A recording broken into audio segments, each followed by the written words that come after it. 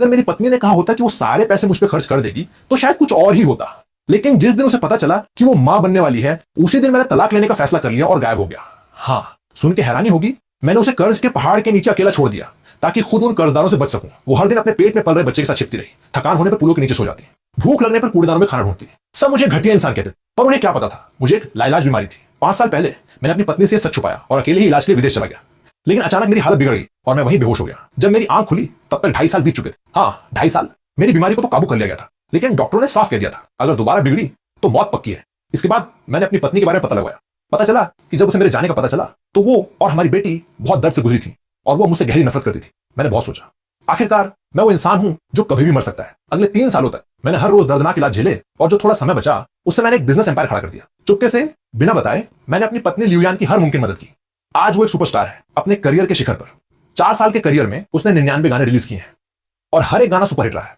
और आज दक्षिया के हर बड़े पत्रकार और संगीतकार इकट्ठा हुए हैं सिर्फ एक वजह से, ल्यूयान के 100वें गाने की रिलीज। ल्यूयान, जिसे आसमान की लाडली कहा जाता है, ने 4 साल पहले अपना करियर शुरू किया था। उससे पहले वो एक कोरे कागज की तरह थी। आज तक फैंस और मीडिया उसके बारे में कुछ नहीं जानते, सिर्फ उसका नाम ल्यूयान। उसकी पहचान को लेकर इंटरनेट पर तरह तरह के कयास लगते रहते हैं। हर बार ये सुर्खियां बटोरता है, यहां तक कि ये दक्षिया के 10 सबसे बड़े अनसॉल्व्ड मिस्ट्रीज में से एक बन चुका है। और आज वो अपनी प्रेस कॉन्फ्रेंस में अपनी असली पहचान बताने वाली है, यहीं से थोड़ी दूर एक छोटे से घर में। उधर एक 30 के दशक का आदमी जिसका चेहरा पीला पड़ चुका है स्क्रीन पर लाइव स्ट्रीम देख रहा है। यही वो शख्स है जो रुयान से सबसे ज्यादा प्यार करता है और साथ ही वही कमीना है जिसने उसे सबसे ज्यादा ठेस पहुंचाई। आज रुयान का 100वां गाना रिलीज हो रहा है और ये आखिरी मौका है जब मैं उसे देख पाऊंगा। मेरे दिन अब गिनती के रह गए हैं। मैं यहां सिर्फ रुयान को एक आखिरी बार देखने आया हूं। मैं यूं ही आंखें बंद नहीं करना चाहता, बिना अफसोस के। उसके हाथ में एक डायरी है, डायरी पर बड़े बड़े शब्द लिखे हैं, एक कमीने की डायरी। इस डायरी में रुयान से मिलने के बाद से लेकर मेरी हर कमी हरकत लिखी है और साथ में अनगिनत वादे भी। मैं आंखें बंद करने से पहले एक बार फिर से रुयान के साथ बिताए हर पल को याद करना चाहता हूं। अब बीमारी के बढ़ते असर के कारण मेरे पास सिर्फ 3 महीने बचे हैं। उसकी तकलीफ देखकर उसके बेस्ट फ्रेंड चीटो ने उसकी पीठ थपथपाई। किसने सोचा था कि ये मशहूर म्यूजिक टाइकून इतना भावुक भी होता है। मैंने बिना कुछ कहे सिर उठाया। Music tycoon? अगर रुयान नहीं होती तो ये टाइकून इस दुनिया में कभी पैदा ही नहीं होता। मैंने चीटो की बातों का कोई जवाब नहीं दिया, बस धीरे से आंखें बंद कर ली। मैं सचमुच थक गया हूं। मैं इस वक्त बहुत शांत हूं, बस अब थोड़ी देर में मैं बहुत लंबी नींद सो जाऊंगा। उसे देख लिया तो लगता है इस बार सच में अच्छी नींद आएगी। चीटो मेरी गहरी नींद को देखता है, फिर मेरे हाथ से डायरी ले लेता है और पास खड़े दूसरे इंसान को इशारा करता है कि मुझे कमरे में ले जाए। वो खुद अकेले प्रेस कॉन्फ्रेंस के सेंटर की तरफ बढ़ जाता है। वो उसका सबसे अच्छा दोस्त है अपनी जिंदगी के आखिरी पलों में। मैंने उसे एक वसीयत दी थी, मेरी सारी जायदाद रुयान को दे देना, पर सच्चाई कभी उसे बताना मत।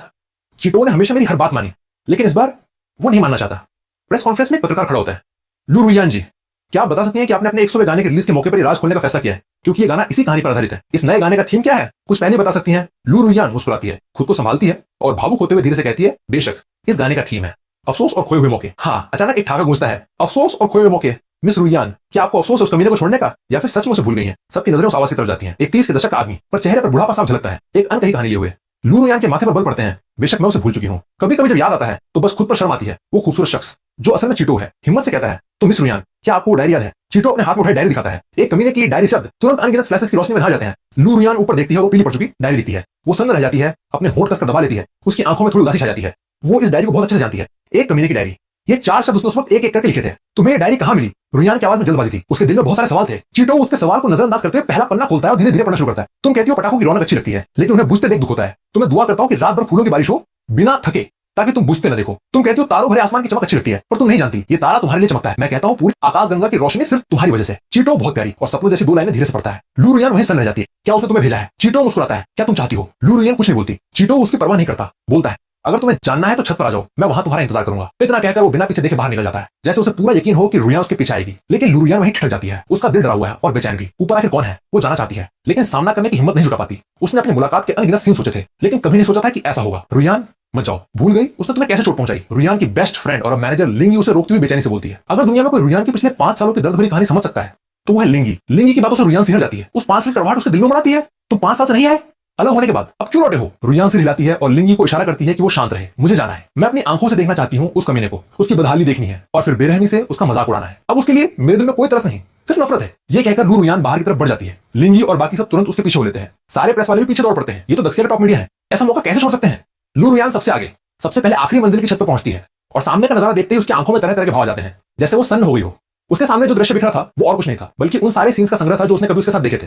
उस वक्त बस एक पुराना लैपटॉप होता था, एक सोफा और 2 लोग रात भर उसमें छुपकर फिल्में देखते थे। रुयान बहुत रोने वाली है। जब भी कोई भावुक सीन आता वो रो पड़ती थी और फिर वापस जाकर वही सीन देखती और फिर से रोती। उस वक्त मैं उसे छोटी पगली कहता था और बार बार धैर्य से उसे देखता था, लेकिन अब रो नहीं सकती। तो ये सब क्या है? क्या ये सब मुझे भावुक करने के लिए है? तुम मुझे बहुत कम समझती हो। रुयान चीटो की पीठ पीछे चिल्लाती है। तो उसे अब लगभग यकीन हो गया है कि ये सब ये क्विक की हरकत है, क्योंकि ये सब वही जानता है, ये सब हास्यास्पद है ना। 5 साल पहले तुम कहां थे जब मैं तुम्हें पागलों की तरह ढूंढ रही थी, तब तुम कहां थे। चीटो को जवाब नहीं देता। वो बैठता है और जमीन पर रखे पटाखों को लाइटर से जलाता है। एक जोरदार धमाका होता है। पटाखे तीर की तरह आसमान में बिखर जाते हैं। बस एक पल में पूरे आसमान में फूलों की बारिश हो जाती है। पटाखे रात के अंधेरे आसमान में फूटते हैं, शानदार रौनक फैलाते हैं। जैसे ही पटाखे फूटते हैं, ठीक बुझने से पहले भीड़ को हर तरफ से धीमी सी आवाजें सुनाई देती हैं, ना ज्यादा तेज ना कम। और फिर अनगिनत पटाखे एक साथ आसमान में उछलते हैं, हर दिशा से। पल भर में पूरा आसमान रोशन हो जाता है। लोग जिधर देखते हैं उधर आग की बौछार होती है। पूरा शंघाई शहर पटाखों की भारी मात्रा से भर जाता है। यह बिना किसी शक के अब तक का सबसे बड़ा आतिशबाजी का शो है। अनगिनत कपल एक दूसरे से लिपटकर खुशी से आसमान देख रहे हैं, जैसे उनका प्यार भी इन चिंगारियों के बीच चमक रहा हो। धीरे धीरे आसमान में 5 बड़े शब्द उभरते हैं, सबका ध्यान खींचते हुए। रुयान, आई लव यू। 5 सामान्य शब्द, लेकिन सबसे सीधा इजहार। ये 5 शब्द दिखते ही सब समझ जाते हैं ये आतिशबाजी किसके लिए है। अगर सच्चा प्यार न होता तो क्या वो हर पल उसे याद करता। उस दिन जब लालटेन का त्योहार था, उसने कहा था काश ये खूबसूरती कभी खत्म न हो। और उसने वो लापरवाही से क्या शब्द याद रखे, उसके लिए पूरा शहर रोशन कर दिया। पटाखे चलते रहते हैं। अचानक आसमान में कुछ बदलाव होता है। तारे। कोई आसमान देखकर सोच में पड़ जाता है, बार बार आंखें मलता है। क्या ये भ्रम है? आज तो बादल छाए हैं, अचानक इतने सारे तारे कहां से आ गए? नहीं, ये तारे नहीं है, ये हजारों आकाश लालटेन है, एक साथ आसमान में उड़ती हुई तारों भरे आसमान का भ्रम पैदा कर रही है। सब यकीन नहीं कर पा रहे, इतनी सारी लालटेन है और इन्हें एक साथ उड़ाने के लिए कितने लोग चाहिए। पटाखों और लालटेनों से जगमगाता शहर। अचानक रुयान की आंखों में आंसू आ जाते हैं। बाकी लोग सिर्फ ये बेमिसाल खूबसूरती देख सकते हैं, लेकिन वो इसके पीछे का दर्द देख रही है। ये सब करने के लिए एक बीमार शरीर लिए ये क्यों ने पूरा 1 महीना संघर्ष किया। कितनी बार वो इतना दर्द में होता कि खड़ा नहीं हो पाता, फिर भी उसने खुद ही सब किया, लेकिन वो अपनी मूर्खता नहीं देख पा रही थी। तभी किसी के चिल्लाने की आवाज आती है। लू रुयान। वो ऊपर देखती है, आसमान में 5 शब्द, रुयान, आई लव यू, बदलकर एक सवाल बन गए। रुयान, क्या तुम्हें किसी बात का अफसोस है? रुयान को कुछ समझने से पहले छत पर अचानक एक मीठी धुन बजने लगती है। रुयान मुड़ती है और देखती है चीटो एक माइक्रोफोन लिए उसकी तरफ आ रहा है। यह धुन तुम्हें जानी पहचानी लग रही है। रुयान माइक्रोफोन लेती है और एक बार फिर आंसू बह निकलते हैं। यह धुन उसे कैसे नहीं पहचान होगी? यही तो आज उसका 109वां गाना है जो रिलीज हो रहा है। रुयान बिना किसी हिचकिचाहट के सीधा गाना गाने लगती है। पानी की तरह मुलायम आवाज गूंजती है और उदासी एक उल्टी बहती नदी बन जाती है। उसके भारी स्वरों के साथ पूरी छत उदासी से भर जाती है। वहां मौजूद सब संग रह जाते हैं, यहां तक कि वीडियो रिकॉर्ड करना भी भूल जाते हैं। ये भूल जाते हैं कि उनका मुख्य उद्देश्य आज ये नया गाना था। रुयान की दुख भरी आवाज हर कोने में भर जाती है, लेकिन इस चौराहे पर खो जाती है। शुक्रिया, क्योंकि तूने मेरा हाथ थामा और मैं अब भी उस मुलायमियत को महसूस कर सकती हूँ। सबको आखिरकार समझ आ गया कि ये गाना अफसोस और खोए प्यार के बारे में क्यों है। एक गाना हमेशा लोगों के दिल के नाजुक हिस्से को आसानी से छू लेता है, लेकिन शुक्रिया तुम्हारा, ये उन कितनी ही प्रेम कहानियों की आखिरी रिहाई थी। बहुत से लोग तालियां बजाने लगते हैं। सब उस दीवा के एक और शाहकार के जन्म पर तालियां बजा रहे थे। तालियों के बीच रुयान फूट फूट कर रोने लगती है। रोते हुए गाना खत्म करती है, फिर मुड़ती है, बार बार उस एक पुरानी पहचान वाली शक्ल को ढूंढने लगती है। वो जानना चाहती है कि उसने उसे इतनी बुरी तरह क्यों खो दिया। ढूंढो मत, वो यहाँ नहीं है, चीटो बेरुखी से कहता है। उसने रुयान की बेचैनी भरी भांति देख ली थी और जानता था वो क्या ढूंढ रही है। तो क्या तुम्हारे दिल में कोई भावना नहीं बची? क्या तुम उससे अब भी प्यार करती हो? लू रुयान कोई जवाब नहीं देती। उसका पूरा शरीर कौंप रहा है। कैसे भावुक न हो, आखिर उसने उसे बहुत प्यार किया था। आखिर ये सब उसके युवा सपने थे, कैसे बेअसर रहे। पास खड़ी लेंगी फिर बेचैन हो जाती है। रुयान, इनकी बातों में मत आना। भूल गई तुमने कितना दर्द झेला। ये एक परजीवी है, अब तुम्हें सफल देखकर अपने सस्ते ड्रामों से तुम्हें पिघलाना चाहता है। अगर तुमने सच में माफ कर दिया तो ये जोक बनकर तुम्हें पूरी तरह चूस लेगा। लिंगी की बातें खत्म होते ही आसपास की भीड़ जोरदार सहमति जताती है। ये बेतुकी बातें चीटो के कानों तक पहुंचती हैं। उसका चेहरा पीला पड़ जाता है। वो इन दिखावटी ज्ञानियों से गहरी घृणा करता है। हालांकि 100 में से 1-2 समझदार होते हैं। अब एक थोड़ी उम्रदराज पत्रकार मास्टर चेन बोलते हैं, मैं नहीं जानता उसका क्या मकसद है, नहीं आसानी से अंदाजा लगा सकता, लेकिन ये आदमी गरीब नहीं हो सकता। ये पैसे के लिए नहीं आया। क्या आपने हिसाब लगाया आज रात के पटाखों की कीमत का? अगर मैं गलत नहीं हूं तो आज इस्तेमाल हुए पटाखे मैजिक सिटी फायरवर्क्स कंपनी के हैं, सुपीरियर क्वालिटी। हर पटाखे की कीमत 4 अंकों से भी ऊपर है। उसमें आज के पटाखों की अवधि और विस्तार जोड़ दो तो कम से कम 500 मिलियन 50 करोड़ की कीमत बनती है। इसमें आकाश लालटेन और मजदूरी का खर्चा नहीं है। अगर सब जोड़ दो तो कुल कीमत करीब 1 बिलियन 100 करोड़ होगी। मिस रुयान, क्या आपकी कीमत इतनी है? एक इंसान जो 1 बिलियन खर्च कर सकता है, क्या वो किसी और के सहारे जीवन यापन करेगा? बिल्कुल नहीं। मास्टर चैन के हिसाब पूरा करने के बाद सब सन्न रह जाते हैं। उन्होंने सोचा था ये आतिशबाजी महंगी होगी, लेकिन असली आंकड़ा सुनकर वो हैरान रह गए। एक इंसान जिसके पास 1 बिलियन हो, वो चाहे जहां हो, वो शार्क है। क्या वो किसी और के सहारे जी सकता है? चीटो अब भी रुयान को देख रहा था। वो जानना चाहता था उसका जवाब। रुयान हल्की मुस्कान फेंकती है, यहाँ तक कि सबसे खूबसूरत आतिशबाजी भी आखिरकार बुझ जाती है। सबसे अच्छा अतीत भी बीत जाता है ना मिस रुयान? क्या आपको नहीं लगता कि मिस्टर ई अब भी आपसे प्यार करते हैं, या फिर कभी किया था? क्या प्यार की बातें करने वाला ये कमीना इस लायक भी है? लिंगी बेचैन होती है। वो जानती है रुयान ने पिछले कुछ साल कैसे गुजारे हैं, कितनी बार उसे टूटते देखा है डरते हुए, लेकिन रुयान ने अकेले ही सब झेला। और अब ये चीटो आकर पूछ रहा है क्या वो इस लायक है। चीटो लिंगी पर ध्यान नहीं देता। वो अब भी रुयान को देख रहा है, उसका जवाब जानना चाहता है। वो लिंगी को समझता है। उसने 5 साल रुयान के साथ गुजारे हैं, उसकी मुश्किलें देखी हैं, इसलिए वो ही से नाखुश है। लेकिन चिटो ने भी 5 साल ही के साथ गुजारे हैं। वो जानता है उस औरत से कितना प्यार करता है, तो वो जानना चाहता है क्या रुयान के दिल में नफरत के अलावा कुछ और बचा है। जरा सी भी पुरानी याद अगर होती तो वो सोचता है कि ये ने जो किया वो इसके लायक था। रुयान थोड़ी व्याकुल है। चीटो का सवाल बहुत नाजुक है, उसके दिल को थोड़ा चुभता है, लेकिन चेहरे पर कोई भाव नहीं लाती। इतने साल शोबिस में रहने ने सिखा दिया कि भावनाएं जाहिर न करें। इस बार मेरे लिए ये कोई सिर्फ एक सामान्य राहगीर है। हम सामान्य राहगीर हैं अपनी अपनी जिंदगी में बिना उलझे। बेहतर होगा कि हम कभी दोबारा संपर्क न करें। चीटो मुस्कुराता है। अचानक उसे अपने दोस्त के लिए बहुत बुरा लगता है। मिस रुयान, असल में कुछ चीजें जैसी दिखती हैं जरूरी नहीं वैसी होती। अगर अब इन चीजों की कदर नहीं की, जब वो बिछड़ जाए तो बहुत पछताओगी। पछतावा उसके लिए ये नामुमकिन है, जिंदगी भर नामुमकिन है। रुयान गुस्से से कहती है। तभी लिंगी अचानक चिल्लाती है, रुयान रुको। रुयान मुड़ती है, लिंगी का हाथ पकड़ती है और उसे इशारे से रोकती है। कुछ नहीं। लिंगी हम वैसे भी इसे छुपाना नहीं चाहते थे। आज मैं सबको बताऊंगी कि वो कमीना उस वक्त कितना बेवकूफ था। अब सब कान लगाकर सुनने लगते हैं। पूरा हॉल सन्नाटे में डूब जाता है। रुहियान गला साफ करती है, माइक्रोफोन लेकर गंभीरता से एक एक शब्द बोलती है। हमारे ब्रेकअप के बाद मैंने यी क्वी को 2 बार पागलों की तरह ढूंढा। पहली बार ब्रेकअप के 3 महीने बाद, क्योंकि तब मुझे पता चला कि मैं प्रेग्नेंट हूँ। हॉल में हड़कंप मच जाता है। जब सच सामने आता है तो वो चुप नहीं रह पाते। रुहियान हाथ के इशारे से सबको शांत करवाती है और कहना जारी रखती है, हाँ यही है, मैं प्रेग्नेंट थी। जब मुझे रिजल्ट पता चला, मैंने पागलों की तरह यी को ढूंढा, क्योंकि उस वक्त पुराने जख्म मायने नहीं रखते थे। मैं अपने बच्चे को एक पिता देना चाहती थी। मैं अपनी बेटी को पूरा परिवार देना चाहती थी, भले ही उसका पिता कितना भी नालायक क्यों ना हो। मैंने यी को अनगिनत फोन लगाए, अनगिनत मैसेज भेजे। मैंने हमारे सभी कॉमन फ्रेंड से पूछा, लेकिन यी का कोई अता पता नहीं था। मैं बेहद निराश थी। मैंने खुद को तसल्ली दी कि उसके पास कोई ना कोई वजह होगी जो वो नहीं बता सकता। जब मैं ऐसे ही खुद को समझा रही थी, मेरे एक अच्छे दोस्त ने मुझे बताया कि उसने यी को एक बहुत खूबसूरत लड़की के साथ होटल से बाहर आते देखा है। उसी पल मेरा दिल पूरी तरह टूट गया। मैं समझ गई, असल में ये मेरी गलती थी। मैं उसके सुख में बाधा डाल रही थी। कमीना, इस दुनिया में ऐसा घिनौना इंसान कैसे हो सकता है। बहुत से लोग गुस्से में गालियां देने से खुद को नहीं रोक पाते। रुहियान आगे कहती है, मुझे नहीं पता वो ये जानता भी है या नहीं, लेकिन वो जानने लायक नहीं है। आखिरकार मैंने बच्चे को रखने का फैसला किया, यी के लिए नहीं, सिर्फ इसलिए क्योंकि मैं एक मां हूं। मुझे लगा मेरे पेट में पल रहा बच्चा मुझसे खून से जुड़ा है, बच्चा मासूम है और मैं उससे प्यार करती हूँ। और इसी बच्चे की वजह से मेरे माता पिता मुझसे पूरी तरह निराश हो गए। उन्होंने मुझे घर से निकाल दिया। अगर लिंगी ने मुझे नहीं अपनाया होता तो शायद गोगो और मैं भूखों मर गए होते। हर कोई पहले से इस अंजाम की उम्मीद कर रहा था, लेकिन फिर भी बहुत दर्द होता है। रुहियान मुड़कर चीटो से कहती है, पर तुम अचानक कहते हो कि उसने मुझे सिर्फ हंसाने के लिए 1 बिलियन खर्च कर दिए। तुम्हें पता है मुझे कैसा लग रहा है? मुझे सिर्फ जी मिचलाना हो रहा है। मैं खुद को एक बेवकूफ लग रही हूँ। वो इतना सक्षम था तो वो कहाँ था जब मैं बुरी तरह टूट रही थी? वो कहाँ था? उसके पास सब कुछ था तो वो कहाँ था जब गोगो को उसकी सबसे ज्यादा जरूरत थी? अब जब उसने दुनिया की सैर कर ली, खूब मौज मस्ती कर ली, तो अपनी बीवी याद आई। क्या वो इस लायक है? ये सुनकर चीटो का दिल करता है कि सारा सच उगल दे, लेकिन उसने उससे वादा किया था कि उसकी लाइलाज बीमारी का राज नहीं बताएगा। ये उसकी आखिरी सीमा है। तो वो बस इतना कहता है, जब उसने तुमसे ब्रेकअप किया था तब ये क्वी के पास इतनी सफलता नहीं थी, लेकिन ये सफाई बहुत फीकी लगती है। पैसे की कमी थी। मुझे लगता है ये प्यार की कमी थी। रुहियान ठंडे स्वर में कहती है, वो इस बच्चे से बिल्कुल प्यार नहीं करता। अगर ये क्वी उस बच्चे का पिता भी है तो उसने मुझसे गोगो के बारे में एक बार बात की थी, उसके चेहरे पर खुशी झलक रही थी। तुम ऐसा नहीं कह सकती। चीटो थोड़ा बेचैन होकर कहता है। तो फिर दूसरी बार जब मैंने उसे ढूंढा, रुहियान जल्दी में नहीं है, शांति से पूछती है, लेकिन उसके दांतों में दबी कड़वाहट साफ दिखती है। मुझे घर से निकाल दिया गया, मेरा कोई ठिकाना नहीं था। लिंगी की मदद से बच्चा पैदा हो गया, लगभग सही सलामत। लेकिन उसी के साथ एक भयानक खबर आई। गोगो को जन्मजात एनीमिया है, कंजेनिटल ब्लड वॉल्यूम इनसफिशिएंसी। उसे तुरंत खून चढ़ाने की जरूरत थी। जांच के बाद पता चला गोगो का ब्लड ग्रुप एसएस नेगेटिव है। अस्पताल में वैसा खून नहीं था। मेरे परिवार में भी दुर्लभ ब्लड ग्रुप नहीं है। उस वक्त गोगो को बचाने वाला एकमात्र इंसान था वो तथाकथित पिता। तुम्हें पता है उस वक्त हालात कितने खतरनाक थे। रुहियान भावुक होकर थोड़ा रुकती है। वो दर्द भरा दौर वो आज भी नहीं भूल पाई। डॉक्टर ने कहा था अगर सही ब्लड ग्रुप नहीं मिला तो गोगो शायद 48 घंटे भी जीवित नहीं रहेगी। रुहियान रोने लगती है। लिंगी धीरे से पीछे से रुहियान को बाहों में भर लेती है, धीरे से उसकी पीठ थपथपाती है। सब ठीक है, सब खत्म हो गया, हमने सब मुश्किलें पार कर ली, है ना? रुहियान जबरदस्ती अपनी भावनाओं पर काबू पाती है और लिंगी की तरफ से हिलाती है। फिर से ऊपर देखती है तो उसके चेहरे पर उदासी नहीं बल्कि ठंडा तेवर है। उस वक्त मैंने यी क्वी को पागलों की तरह ढूंढा। हर उस जगह गई जहां वो हो सकता था। हर उस इंसान से पूछा जिसे उसके बारे में पता हो। यहां तक कि उस लड़की से भी जिसके साथ वो होटल में गया था, मैंने उससे भी विनती की। मेरे पास कोई और रास्ता नहीं था। मैं सिर्फ उससे अपनी बेटी बचाने की गुहार लगाना चाहती थी। सब कुछ देने को तैयार थी। उस वक्त वो कहां था? जब मैं उसकी पुरानी कंपनी के सामने घुटनों पर बैठी थी, लोग मुझे उंगली दिखा रहे थे, तब वो कहां था? जब हमारी बेटी जिंदगी और मौत के बीच झूल रही थी, तब वो कहां था? लू रुहियान की आवाज बुलंद होती जाती है, आखिर में चीख में बदल जाती है। कुछ संवेदनशील लोगों ने तो आंसू भी बहा दिए। वो सोच भी नहीं सकते, एक मां जिसने बच्चा पैदा किया है, बच्चा जनने के बाद वाली अवधि में सड़क पर घुटनों पर बैठी हो। रुहियान संभालती है, खुद को शांत करने की कोशिश करती है। अगर अस्पताल को अचानक ब्लड ग्रुप नहीं मिला होता तो वो शायद नहीं होती। और उसके पिता ने अपनी बेटी को एक बार भी नहीं देखा। क्या वो इन सब सालों के लायक है? आमतौर पर मैं इन बातों को दोबारा याद नहीं करना चाहती। आज सिर्फ इसलिए कह रही हूं ताकि तुमसे बता दो, वो हमेशा मेरी जिंदगी से दूर रहे। मुझे उसकी जरूरत नहीं है, नहीं चाहिए। और मैं प्रार्थना करती हूँ कि वो मुझे फिर कभी परेशान न करे। चीटो एक कड़वी मुस्कान बिखेरता है। रुहियान बहाना करती है कि वो शांत है, लेकिन उसकी गहरी नफरत साफ दिखती है। किसकी गलती? किसका हक? कौन सच में फैसला कर सकता है? भले ही कोई वजह रही हो, उसने इस लाजवाब लड़की को कभी न मिटने वाले जख्म दे दिए हैं। शायद वो आगे होता। चीटो अपने हाथ की डायरी खोलता है। 13 मई 2016 के पन्ने पर जाता है, जब गोगो का ऑपरेशन हुआ था। वो धीमी आवाज में पढ़ता है, आज मौसम बहुत अच्छा है।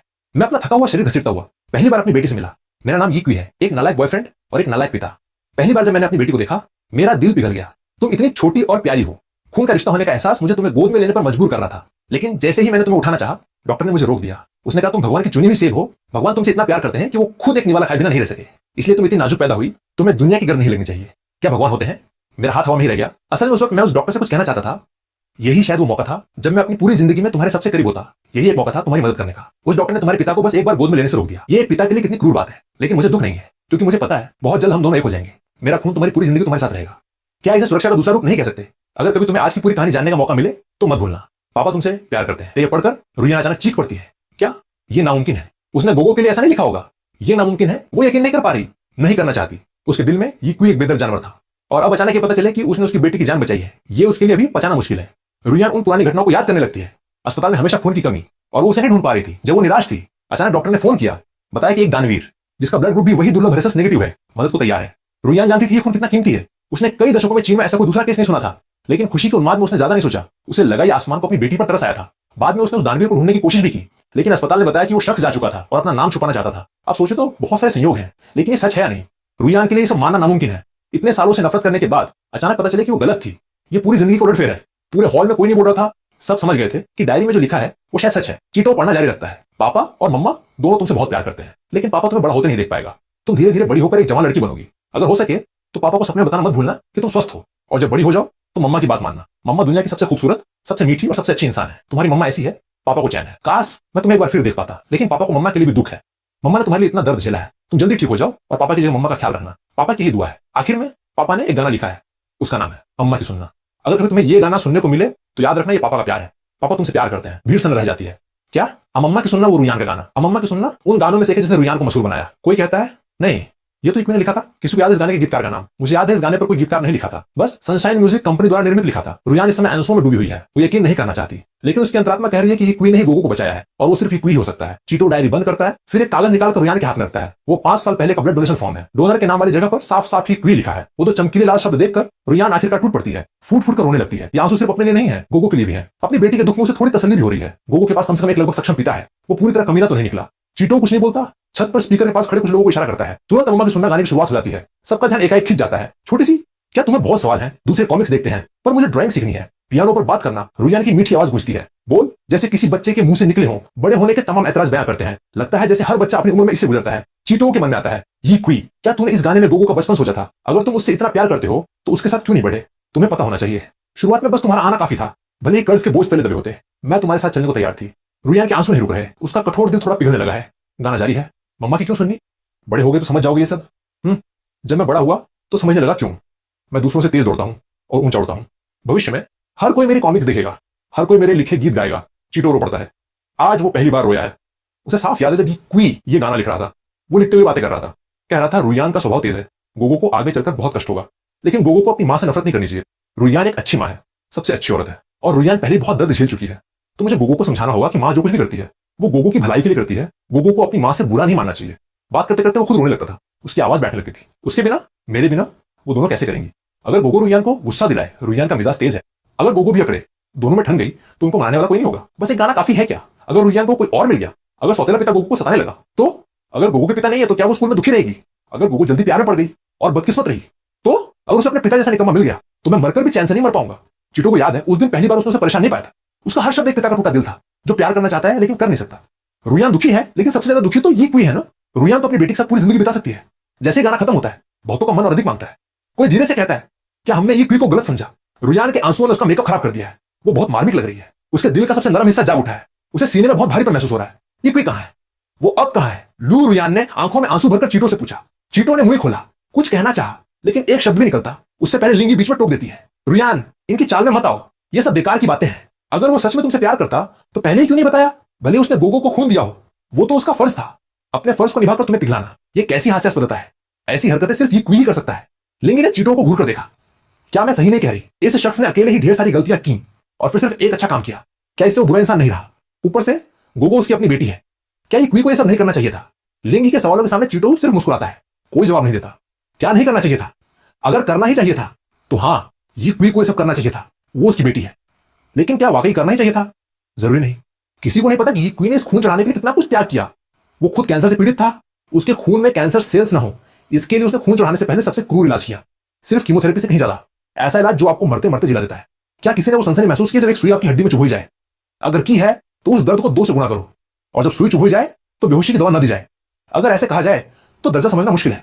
जरा सोचो, एक लंबी मोटी कील जोर से तुम्हारी जांग में ठोकी जाए, जांग की हड्डी को चीरती हुई दूसरी तरफ से निकल जाए।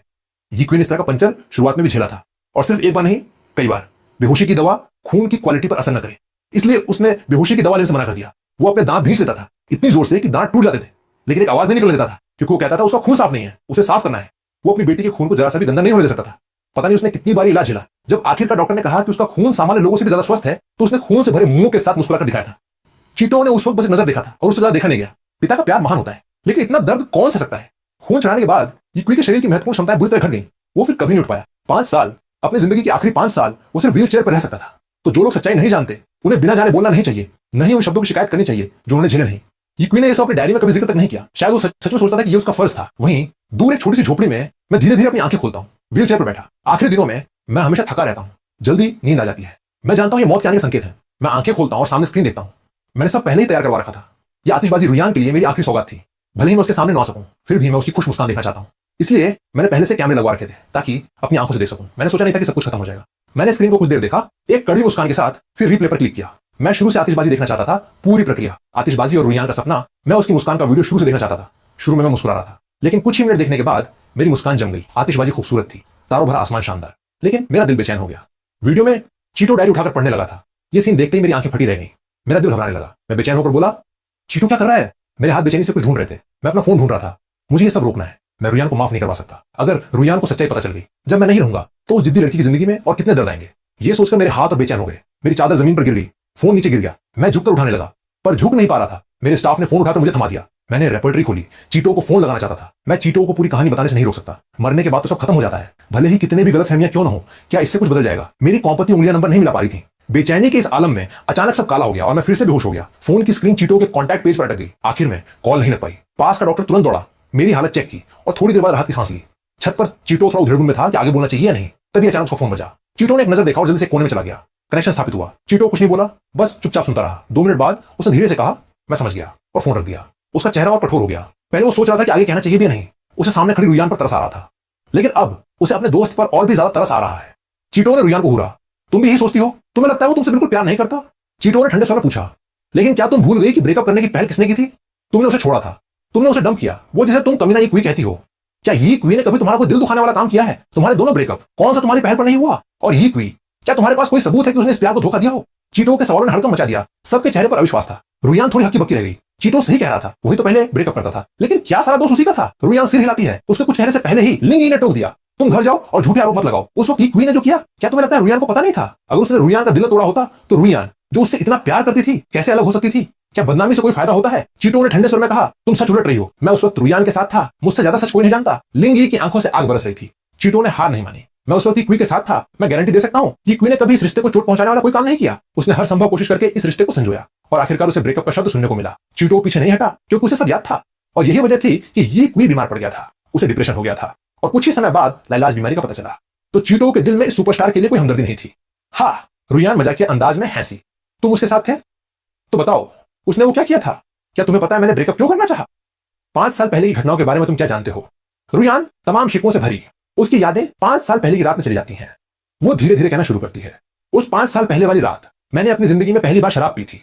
शराब के असर से मेरा सिर चकरा गया और आखिरकार मैंने वो फैसला ले लिया। ये क्वी की लगातार अनदेखी, भावनात्मक हिंसा और दूसरी लड़कियों के साथ इश्कबाजी के बाद मैंने आखिरकार ये रिश्ता खत्म करने का फैसला किया। तुमने अच्छे से सोचा? सच में ब्रेकअप करोगी? उसकी कई साल पुरानी बेस्ट फ्रेंड और मैनेजर लिंगी ने गंभीरता से पूछा। लू रुयान ने सिर हिलाया। उसने बियर का एक और घूंट लिया, बिना चाहे आंसू बह निकले। ये मेरा क्वी के साथ दूसरा ब्रेकअप है और यही आखिरी होगा। शायद हमें पहले ब्रेकअप के बाद दोबारा साथ नहीं आना चाहिए था। उस वक्त हमने झगड़ा करके अलग हो गए थे। मेरी मां को डर था कि मैं कभी शादी नहीं करूंगी, तो उन्होंने मेरे लिए जल्दी जल्दी एक अरेंज मैरिज का इंतजाम किया। उसी मुलाकात में कांटा मेरे दिल में चुभ गया। मैंने बस मां की खातिर औपचारिकता पूरी करने की सोची थी, लेकिन जब मेरा अरेंज मैरिज वाला लड़का धीरे धीरे पास आया, मेरा दिल टूट गया।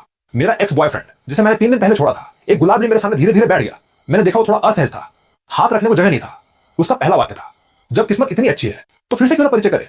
मेरा नाम ये क्वी है। और ऐसे हम फिर से साथ हो गए। लेकिन आज तक मैं उससे ये पूछने की हिम्मत नहीं जुटा पाई कि हमारे ब्रेकअप के सिर्फ 3 दिन बाद वो उस मुलाकाती कार्यक्रम में कैसे पहुंच गया। रुयान ने शराब का एक बड़ा घूंट लिया और धीरे से बोली। उसका दिल दर्द से भर रहा था। एक आदमी जो सच में आपसे प्यार करता है, क्या वो 3 दिनों में नया प्यार ढूंढ लेता है? मैंने खुद को अनगिनत बार झूठ बोला, लेकिन ये चीज कांटे की तरह है, मैं इसे भूल नहीं सकती। दोबारा साथ आने के बाद वो पहले जितना ध्यान नहीं रखता था। कई बार बहुत रात तक घर नहीं लौटता था। मुझे अंधेरे से डर लगता है, लेकिन मैंने अपने डर पर काबू पाकर उसे ढूंढने के लिए खुद को मजबूर किया। ये कहते कहते रुयान का गला रुंध गया, आवाज टूट गई और फिर मैंने उसे अकेले अपनी गाड़ी में सोते हुए देखा। क्या ये हास्यास्पद नहीं है? वो गाड़ी में सोना पसंद करता था बजाय घर आने के। वो जानता था मैं उसका इंतजार कर रही हूं, फिर भी वो घर नहीं आना चाहता था। तुम्हें लगता है वो मुझसे प्यार करता है या मुझसे नफरत करता है?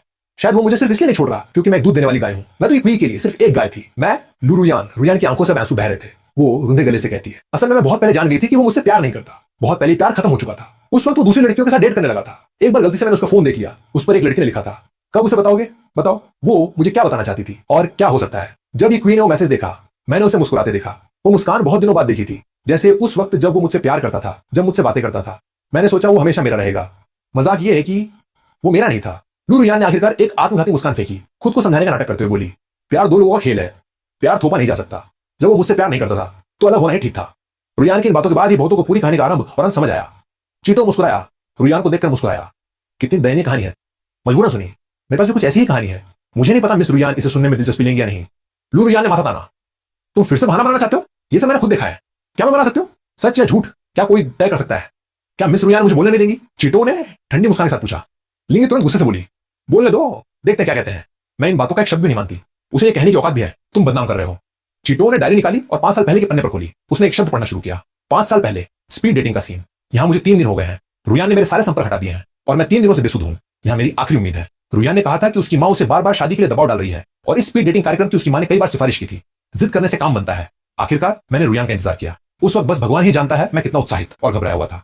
जिस शख्स का मैं दिन रात सपना देखता था वो बिल्कुल सामने थी। मैं उसकी तरफ दौड़ना चाहता था, लेकिन डर था कि उसे डरा न दूं। ये मिश्रित भावनाएं मुझे बेचैन कर रही थी। किस्मत से नतीजा अच्छा रहा। जब मैं हाथ में गुलाब लिए कौंपता हुआ उसके पास पहुंचा तो घबराते हुए बोला, जब किस्मत इतनी अच्छी है तो मुझे खुद का परिचय देने दीजिए। किस्मत से रुयान ने कोई एतराज नहीं किया। उसने फिर से साथ आने के लिए हाँ कर दी। लेकिन रुयान नहीं जानती कि उस वाकये ने मुझ पर क्या असर किया था। मैंने रुयान से कभी इस बारे में बात नहीं की। वो 3 दिन जब वो चली गई थी मैं बहुत घबरा गया था। उस वक्त चीटो ने मुझसे पूछा, अगर तुम मुझसे इतना प्यार करते हो तो अलग कैसे हो गए? मैंने कहा, मुझे नहीं पता, सच में नहीं पता। दोबारा साथ आने के बाद मैंने सोचा कि मुझे ज्यादा परिपक्व और जिम्मेदार बनना है। उस वक्त हमने एक म्यूजिक कंपनी शुरू की थी। अपनी सारी जमा पूंजी लगा दी थी। कभी कभी रुयान को भी खाने के लिए मुझ पर निर्भर रहना पड़ता था, तो मैं और भी मेहनत करने लगा। मैं उसे एक अच्छा भविष्य देना चाहता था। उस वक्त हम अक्सर रात के 2 बजे तक ओवर टाइम करते थे। शायद तभी मेरी तबियत बिगड़ने लगी थी। मैं बहुत देर तक काम करता। रुयान को हल्की नींद थी। अगर मैं बहुत देर से घर गया तो उसे जगाने का डर था, इसलिए अक्सर मैं बिल्डिंग के नीचे गाड़ी ले जाकर उसी में सो जाता था और उसके सोने की प्यारी अदा सोचकर मेरे सपने हंसी से भर जाते थे। लेकिन मुझे रुयान से जुड़ी हर चीज बिल्कुल याद है। मैं उसके लिए लगातार सरप्राइज तैयार कर रहा था। मेरे दोस्त जानते हैं मुझे हल्का सोशल फोबिया है, लेकिन उसके लिए मैंने कई दोस्तों से सलाह ली। एक सरप्राइज देना चाहता था। एक बार एक लड़की ने मुझसे पूछा, कब उसे बताओगे? मैं फोन देखकर मुस्कुरा रहा था, एक ऐसी मुस्कान जैसे कोई बच्चा पहली बार प्यार में पड़ा हो। मेरा सरप्राइज लगभग तैयार है, मैंने जवाब दिया, जैसे ही मुझे उस कॉन्सर्ट के टिकट मिल जाएंगे। मैं जानता था रुयान को गाना कितना पसंद है। मुझे लगा जब उसे पता चलेगा तो बहुत खुश होगी, क्योंकि कॉन्सर्ट के साथ साथ मैं उसे प्रपोज भी करने वाला था। मैं उसे भविष्य देना चाहता था। इस प्रपोजल के लिए मैंने बहुत देर तैयारी की थी। मैं उसे सबसे रोमांटिक तरीके से बताना चाहता था कि मैं उसे प्यार करता हूं। मैंने कभी सोचा नहीं था कि जिस दिन मैं प्रपोज करूंगा उसी दिन वो मुझे ब्रेकअप का ऐलान कर देगी। लगता है सब कुछ किस्मत के लिखे के मुताबिक होता है। बहुत से लोग सन्न रह गए। उन्हें अचानक डायरी वाले इस शख्स के प्रति सहानुभूति होने लगी। वो क्वी के उस वक्त के एहसासों को नहीं समझ सकते, लेकिन उस दृश्य की कल्पना कर सकते हैं। जब तुम सबसे ज्यादा प्यार करना चाहते हो तुम उसे खो देते हो। यह अत्यंत क्रूर दासी है। चीटो पड़ता रहता है। मुझे लगा उस वक्त मैं काफी परिपक्व हो गया हूं। मैं उसे बेहतर जिंदगी दे सकता हूं। हमारी शादी का समय आ गया था। उस दिन मैं गुलाबों का एक बड़ा गुलदस्ता लेकर उसके पास पहुंचा, उसे सबसे बड़ा सरप्राइज देने को तैयार। विडंबना यह थी कि लगभग एक ही साथ मैंने कहा, चलो शादी कर ले। उसने कहा, चलो अलग हो जाते हैं। गुलाब जमीन पर गिर गए, मानो किसी का दफन हो रहा हो। उसी दिन से हमारे रास्ते अलग हो गए। चीटो सबके सामने पढ़कर खत्म करता है और एक बार चुप हो जाता है। रुयान स्थिर थी, सोच में डूबी। वो नहीं जानती थी इन सब बातों पर यकीन करे या नहीं। इतने सालों से वो खुद को यह समझाती आ रही थी कि क्वीन ने कभी उससे प्यार नहीं किया। ये सब सिर्फ एक खेल था और अब कोई उससे कह रहा है कि ऐसा नहीं है। वो ये कैसे मान सकती है? शायद उसने ये कहानी खुद को सजाने के लिए गढ़ी है। अगर वो सच में इतना अच्छा था तो रुयान उसे कभी नहीं छोड़ती। लिंगी बोली, लेकिन उसकी आवाज में पहले जैसा विश्वास नहीं था। विवरण लगभग एक जैसे हैं, कहानी लगभग एक जैसी है। कोई इतनी सटीक कहानी मौके पर कैसे कर सकता है? सोचो, कहानी में ही कोई समझ नहीं आ रही। अगर रुयान ने गलत समझा तो ये बातें क्यों नहीं समझाता? क्या समझाना मुश्किल है? नहीं है तो नहीं। तो उसने ये सब इस तथाकथित डायरी में लिखा है सिर्फ अपने आप को सजाने के लिए। लिंगी ने सुनिश्चित स्वर में कहा। चीटो ने अपना होंठ काटा, आखिरकार एक शब्द नहीं बोला। वो नहीं जानता था क्या कहे। कैसे कहे कि ये क्वीन ने कुछ इसलिए नहीं समझाया क्योंकि उसे लाइलाज बीमारी का पता चल गया था, इसलिए उसने कुछ समझाया नहीं। चीटो ने सिर हिलाया। वो अब भी सबके सामने बीमारी का राज नहीं खोलना चाहता था। उसकी चुप्पी ने लिंगी के और भी हमले भड़का दिए। अब क्यों कुछ नहीं बोलते? जो भी हो, तुम समझा नहीं सकते। ये कोई उस बात को नहीं छुपा सकता कि वो कमीना है। उसने रुयान को इतना दर्द दिया, गोगो के साथ इतने गुनाह किए। क्या तुम जानते हो उस वक्त रुयान का पेट बड़ा था। लिंगी आगे नहीं बोल पाती। रुयान ने बीच में टोकते हुए कहा, नहीं मुझे बताने दो। लिंगी चिल्लाई, रुयान मैं तुम्हें समझती हूं। तुम फिर से भावुक हो रही हो, है ना? तुम इतनी जल्दी सबक कैसे भूल सकती हो? तुम फिर से इन चालों में मत आना। हमने उसको कैसा जीवन गुजारा भूल गई? रुयान ने कुछ कहना चाहा, लेकिन आखिर में कोई आवाज नहीं निकली। लिंगी सही थी, उसका दिल नरम पड़ गया था। डायरी के हर विवरण से उसका दिल पिघल रहा था। वो याद कर रही थी ये क्वी का बेइंतहा प्यार। रुयान का रूप देखकर लिंगी और नाराज हो गई। वो बिल्कुल नहीं होने दे सकती कि रुयान एक बार फिर उस घटिया आदमी की बाहों में चली जाए। उन्होंने बहुत मुश्किलों से आज का दर्जा हासिल किया है। एक सुंदर जिंदगी अभी शुरू हुई है। लिंगी किसी को भी ये सब तबाह नहीं करने देगी। श्रीची, क्या मैं सही हूं? लिंगी ने ठंडे स्वर में पूछा। जब आप जवाब नहीं दे सकते तो मैं आपसे फिर पूछती हूं, क्या आपने सोचा है समाज में एक अविवाहित लड़की के लिए बच्चे के साथ प्रेग्नेंट होना कितना मुश्किल होता है? भले ही उस लड़की ने बहुत बड़ी गलती की हो, उस वक्त उसके पेट में बच्चे का पिता छिपकर बैठा रहता है और सामने नहीं आता। क्या वो प्यार है जिसे आप कहते हैं? चीटो थोड़ा हकलाया। तुम नहीं जानती। लिंगी ने उसे बीच में ही काट दिया। और तुम नहीं जान सकते, मैं तुम्हें बताती हूं। जब रुयान को प्रेगनेंसी का पता चला, बच्चा पहले से 3 महीने का था। उसके माता पिता ने उसे 2 विकल्प दिए, या तो गर्भपात करवाओ या घर छोड़ो और अपना खुद का देखो। रुयान उस वक्त सिर्फ एक जवान लड़की थी, उसके पास ज्यादा समझ नहीं थी। उसने कहा वो गर्भपात नहीं करवाना चाहती। कई बार वो अस्पताल के दरवाजे तक गई और उसे लगा जैसे वो कोई आवाज सुन रही है। अम्मा, वो रोते हुए कहती थी कि वो ये नहीं कर सकती। कोई और चारा नहीं था। मजबूरन उसे अकेले ही रहने की जगह ढूंढनी पड़ी। उसने सोचा वो अकेले मेहनत करके अपने बच्चे को पाल लेगी, चाहे कुछ भी हो, भूखों नहीं मरेगी। लेकिन उसी आदमी ने, उस कमीने ने, जिसे तुम प्यार करने वाला कहते हो, वो भी तबाह कर दिया। जब रुयान ने ठीक ठाक नौकरी ढूंढ ली थी, तभी उसके घिनौने कर्जदार पहुंचे। उनके पास ये क्वी के कॉन्ट्रैक्ट थे, जिसमें गारंटर के तौर पर रुयान का नाम लिखा था। उन्होंने कहा कि ये क्वी गायब है, पैसा कोई नहीं चुकाएगा, तो बस उन्हें रुयान से ही पाला पड़ेगा। वो लोग इंसान नहीं थे। उन्होंने रुयान के बारे में सब कुछ पता लगा लिया, उसकी नौकरी, उसका परिवार, यहां तक कि उसके रिश्तेदारों के कॉन्टैक्ट भी। रुयान के पास पैसे नहीं थे तो उन्होंने रुयान के माता पिता को परेशान किया, रुयान के दोस्तों को, रुयान के मालिक को। इस तरह रुयान के माता पिता बीमार पड़ गए। रुयान के दोस्त और रिश्तेदार उससे कतराने लगे। रुयान ने अपनी नौकरी खो दी। रुयान का लगभग सारा पैसा उस गिरोह ने छीन लिया। श्रीची, क्या आपने कभी सोचा है प्रेग्नेंट लड़की को रात को पार्क की बेंच पर सोने को मजबूर होना पड़े? क्या आपने सोचा है एक लड़की जिसके अपने पिता बीमार हैं लेकिन उसे दूर से देख सकती है, उस दुख को क्या आपने महसूस किया है? क्या आपने जाना कि हर कोई आपसे कतराए? कैसा लगता है एक औरत जो 30 मंजिला इमारत की छत पर खड़ी है? क्या आपने वो एहसास किया कि कभी भी कूद सकती है? आप नहीं समझेंगे क्योंकि आप उस लायक नहीं है। आप सिर्फ एक कुत्ते हैं, ये इक्वी का कुत्ता जो सिर्फ उसके लिए झंडा लहराता है और नारे लगाता है। बकवास बंद करो। तो मैं आपसे विनती करती हूँ, जाकर अपने मालिक से पूछो कि वो ये कर्ज कैसे चुकाने की सोचता है। क्या वो चुका भी सकता है? लिंगी के शब्द और कठोर होते जाते हैं। ये दिखाता है कि वो उस दौर की हर चीज से कितनी नफरत करती है। इन शब्दों ने वहां मौजूद सबको चौंका दिया। सब सोचने लगे, कमीना मर जाना चाहिए। चीटो ने लोगों की टिप्पणियां नहीं सुनी। उसका चेहरा और काला पड़ता जा रहा था। उसे इस बात की परवाह नहीं थी कि लिंगी उसे गाली दे रही है। उसकी दिलचस्पी लिंगी द्वारा बताए गए उस दौर में थी। वाकई उसने उस दौर के बारे में सुना था। इक्वी से सुना था। जब इक्वी बता रहा था, उसके दांत टूट गए थे, उसके नाखून उसके मांस में धंस गए थे। वो पूरा शरीर कांप रहा था, खुद पर और उस वक्त की अपनी बेबसी पर गुस्सा था। वो कर्ज असल में उसने अपना बिजनेस शुरू करने के लिए लिया था, लेकिन उसने वो कर्ज पहले ही चुका दिया था। उसने नहीं सोचा था कि उन लोगों ने उसकी एक और कॉपी रख ली होगी। उस वक्त इक्वी पहले से ही बहुत गंभीर रूप से बीमार था। अस्पताल में उसे रेसिस्टेट किया जा रहा था। उसने अपनी वसीयत बनाई, सारी जायदाद रुयान को दे दी। उस वक्त उसके पास काफी संपत्ति थी, लेकिन ये जानकारी न जाने उन लोगों को कैसे पता चल गई। उन्हें लगा कि इक्वी मर चुका है और रुयान को विशाल विरासत मिली है। तो पैसे के लालच में अंधे होकर उन्होंने ऐसे किए जो आसमान जमीन कौंप दे। आखिरकार ये इक्वी मरा नहीं। डॉक्टरों ने उसे मौत के मुंह से वापस खींच लिया, लेकिन जब उसे पता चला कि रुयान ने क्या झेला तो उसकी सांसें फिर से रुक गईं। बेशक उसके बाद उसने बदला लिया। जिस किसी ने भी रुयान के साथ बुरा किया था, उन सबको चीटो ने जेल भिजवा दिया और वो आज भी वहां कठोर मजदूरी कर रहे हैं। उस वक्त इक्वी ये सब नहीं जानता था। पूरी तरह उसे दोष नहीं दिया जा सकता। चीटो ने धीमी आवाज में कहा। उसने अब भी बीमारी का राज नहीं खोला था। लिंगी रुयान को समझती है, चीटो भी को समझता है। उसकी सेहत और उसने दी गई इजाजत की सीमा, चीटो उस सीमा को पार नहीं करना चाहता। ये हास्यास्पद है। नहीं, बस इतना सा है तुम्हारा स्पष्टीकरण। मुझे लगता है तुम्हें कुछ गढ़ने को नहीं मिला। लिंगी ने ठंडे स्वर में कहा। तो मैं तुम्हें बताती हूँ, ये सिर्फ इतना नहीं है कि रुयान ने नौकरी खोई, वो प्रेगनेंसी की जांच, बेसिक पोषण का भी खर्च नहीं उठा सकती थी, जिसकी वजह से उसकी बेटी को जन्मजात एनीमिया हुआ और उसे खुद भी गंभीर परिणाम भुगतने पड़े। वो परिणाम क्या है, क्या तुम जानते हो? उस दौरान रुयान रातों रात उल्टियां करती रहती थी। उसके पूरे शरीर में सूजन थी और उसे गोगो की देखभाल भी करनी थी। पोषण की कमी की वजह से उसके पास गोगो के लिए दूध नहीं था। गोगो के लिए फार्मूला मिल्क खरीदने वो पगली एक रेस्तरां में बर्तन मांजने चली गई। बर्फीले पानी में ठंडे बर्तन मांजती रही। तुम्हें पता है इसका क्या मतलब है? जब मैंने उसे ढूंढा तो पूछा, इतनी पगली क्यों है? तो वो बोली, अब पगली नहीं हूं, क्योंकि इस काम को करते हुए मैं गोगो को पीठ पर ला सकती हूँ। गोगो का ऑपरेशन हुआ था, वो अपनी मां से अलग नहीं हो सकती थी। उस वक्त गोगो अभी अस्पताल से छुट्टी पाकर आई थी और रुयान ने एक दिन का प्रसव विश्राम भी नहीं लिया था। उस वक्त तो कहां था? इक्वी कहां था? तो भले उसके पास कोई वैध बहाना हो, वो बेकार है। लिंगी चिल्लाई। वो रुयान के अन्याय का बदला ले रही थी। वो मानती है कि जिन्होंने सच में उस दौर में रुयान का साथ दिया, वो उस आदमी के किए गए गुनाहों को कभी माफ नहीं करेंगे। नुकसान हो चुका है, अब कोई बहाना नहीं चलता। चीटो कड़वी मुस्कुराई। हर बार जब वो रुयान या लिंगी का विलाप सुनता था, उसकी आंखों में आंसू आ जाते थे। ये नहीं कि वो कमजोर है, बल्कि ये सब इतना कठिन है। इस घटिया किस्मत ने दो लोगों को अनगिनत मजबूरियां दी, उन्हें लाखों मजबूत कारण दिए, जिससे वो दोनों घायल हैं। लेकिन कम से कम रुयान को इक्वी की छुपी हुई सुरक्षा तो मिली। और इक्वी को उसकी क्या जिंदगी है? एक बार काउंटडाउन शुरू हो गया तो हर मिनट हर सेकंड यातना है। उसके पास सिर्फ निराशा है। चीटो ने डायरी खोली और ना ज्यादा तेज ना कम आवाज में धीरे धीरे पढ़ा। 10 सितंबर, यह हमारे अलग होने का पहला दिन है। मैंने रात भर आंख नहीं बंद की। मुझे नहीं पता मैंने क्या गलत किया। तुम्हारी याद बहुत आ रही है। मुझे नहीं पता क्यों कल मैं तुम्हारे सामने गुलाब लेकर घुटनों पर बैठा बच्चे की तरह रोया, लेकिन तुमने मुझे ब्रेकअप की वजह कभी नहीं बताई। क्या मैं काफी अच्छा नहीं हूं? क्या मैं बदल सकता हूं? 13 सितंबर, मेरे बस से बाहर है। मैं उस लाल विस्मयादिबोधक चिन्ह से नफरत करता हूं। मैंने तुम्हें अनगिनत मैसेज भेजे, तुम्हारे काम के रास्ते पर पागलों की तरह तुम्हारा इंतजार किया, लेकिन तुम नहीं आई, तुम नहीं दिखी। 15 सितंबर, रुयान, मैंने फैसला लिया है, मुझे तुम्हें ढूंढना है। 20 सितंबर, 5 दिन बीत गए, मैंने एक बात पक्की कर ली है, तुम्हारे बिना मेरी जिंदगी का कोई मतलब नहीं। मुझे तुम्हें ढूंढना है, भले तुम मुझसे नफरत करो, मैं तुम्हें फिर से जीत लूंगा। मैं इस मौत से भी बदतर जिंदगी से तंग आ चुका हूं। 30 सितंबर, रुयान, मुझे माफ करना, मैं हार मान रहा हूं। नहीं, सिर्फ अस्थायी रूप से हार मान रहा हूं। मुझे कुछ स्वास्थ्य समस्याएं हैं, लेकिन मुझे यकीन है जल्दी ठीक हो जाएगा। अकेले फिर मैं कुछ समय के लिए जा रहा हूं, अकेले। यह पढ़कर चीटो थोड़ा रुका, फिर रुयान की तरफ देखा। मुझे नहीं पता क्यों, जब से तुमने उससे ब्रेकअप किया, तुमने उसके सारे कॉन्टैक्ट डिलीट कर दिए। वो उस घर से भी चला गया जो कभी तुम दोनों का था। ये नहीं कि वो समझाना नहीं चाहता था, लेकिन क्या तुमने उसे कोई मौका दिया? रुयान ने आंखें बंद कर ली, आंसू बह रहे थे। शायद वो उस वक्त जवान और बिना सोचे समझी थी। हमेशा सोचा किसी को हटाने का मतलब यादों को हटाना है। उसने हमेशा सोचा छुपकर भूल जाएगी। उसने हमेशा सोचा जो देखा वही सच है। तो उसने अपना फोन बंद कर दिया और अकेले यात्रा पर निकल गई। पुरानी फिल्मों की तरह बेपरवाह होने का नाटक करती रही। ब्रेकअप के बाद मैं अकेले बहुत अच्छे से रह सकती हूँ, लेकिन क्या सच में ऐसा था? अगर वो उस वक्त थोड़ी कम अकड़ वाली होती तो क्या नतीजा कुछ और होता। रुयान ने भारी सिर हिलाया, खुद को मजबूर करके उन बातों को और न सोचे। वो स्वास्थ्य समस्या क्या थी? चीटो ने जवाब नहीं दिया। वो जवाब नहीं दे सकता था। उस वक्त चीटो और उसने सोचा था कि समस्या इतनी गंभीर नहीं होगी जब तक वो इलाज करवा ले। शायद फिर भी उम्मीद है। किसने सोचा था कि किस्मत ऐसा करवट बदलेगी? चीटो ने सिर झुकाया और डायरी पढ़ना जारी रखा। 30 अक्टूबर, एक महीना बीत गया, मैं वापस आ गया। रुयान भी शहर लौट आई है जहां हम साथ रहते थे। मैं अब कभी नहीं जाऊंगा, भले ही मैं तुम्हें कभी ना पा सकूं।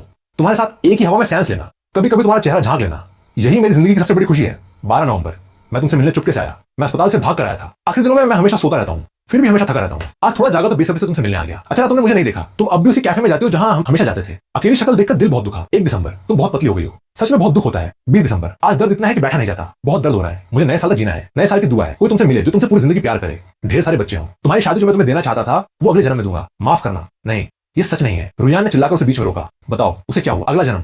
क्या नए साल तक जीना? उसे क्या हुआ है? ये क्वी अब कहाँ है? मैं ये नहीं सुनना चाहती। बताओ मुझे, जल्दी बताओ। रुयान पागल हो गई थी, पागलों की तरह चिल्ला रही थी, रो रही थी। उसे डायरी में लिखी मौत शब्द सुनाई दे रहा था। चीटो ने रुयान को देखा, उसे थोड़ा दुख हुआ, थोड़ा अफसोस भी। उसे दुख इस बात का था कि क्वी उस दौर को कैसे झेल पाया। जो उसे प्यार करती है उसने ब्रेकअप कर लिया और उसकी जिंदगी भी खत्म हो गई। बस सोचना ही क्रूर है, खासकर क्वी ने ये सब सच में झेला। उसे अफसोस भी क्वी के लिए ही था। अगर रुयान ये पागलपन देख पाती, उसकी बेसब्री देख पाती, तो उसे थोड़ी तसल्ली होती। जिस औरत के लिए उसने सब कुछ कुर्बान कर दिया, वो कम से कम उसकी परवाह तो करती है। ये क्वी नहीं मरा, वो अब भी जिंदा है। चीटो ने धीरे से कहा। वो बस इतना ही कह सकता था। तो उसकी बीमारी ठीक हो गई? ठीक हो गई। तो मुझसे मिलने क्यों नहीं आता?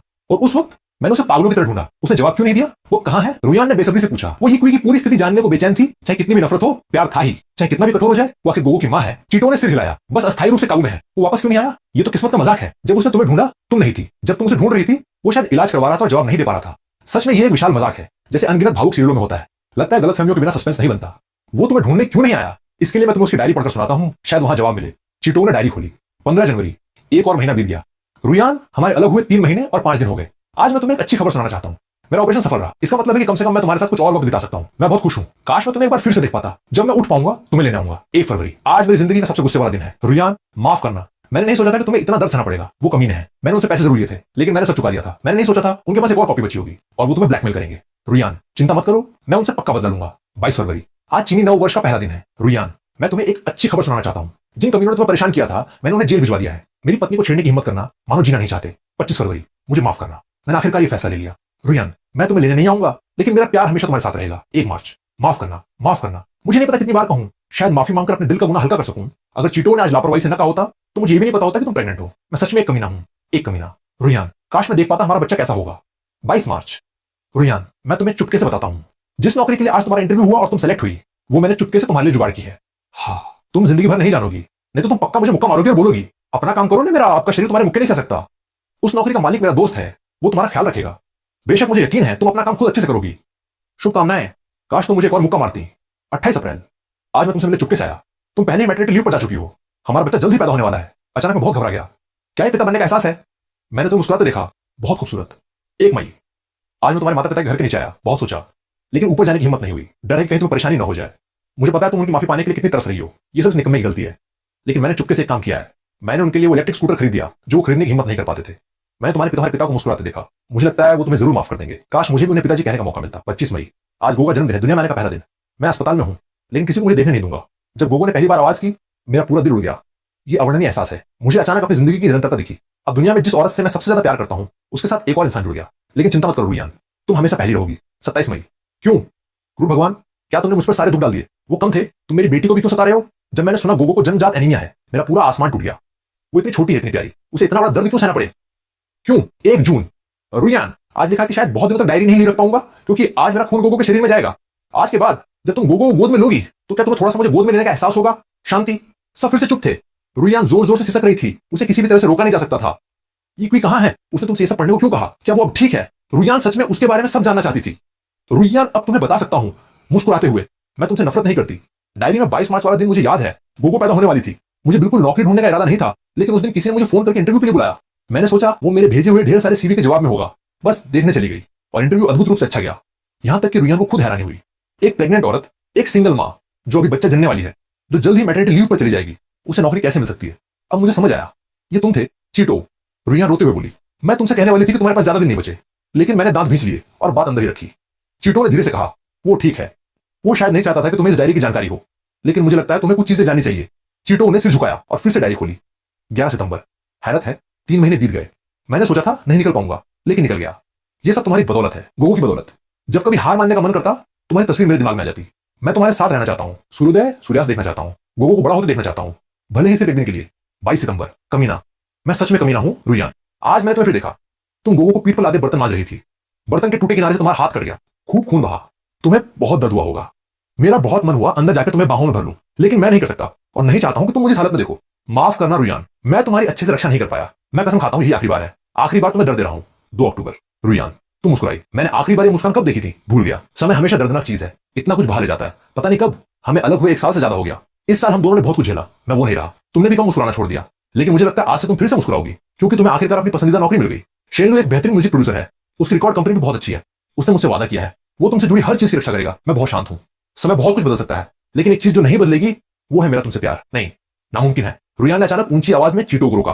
शेंजी क्विको नहीं जान सकता, उनका कोई संबंध ही नहीं है, ये डायरी नकली है, बिल्कुल नकली है। रुयान चिल्लाई। वो यकीन करने से इनकार कर रही थी। संगीत ही उसकी आखिरी शान थी। जब उसकी जिंदगी बिखर गई तो संगीत ने ही उसे जीने की हिम्मत दी थी। वो हमेशा मानती थी कि संगीत ने ही उसे दूसरी जिंदगी दी थी, तो वो यकीन नहीं करना चाहती थी ये सब भी उसी की करतूत थी। चीटो मुस्कुराया।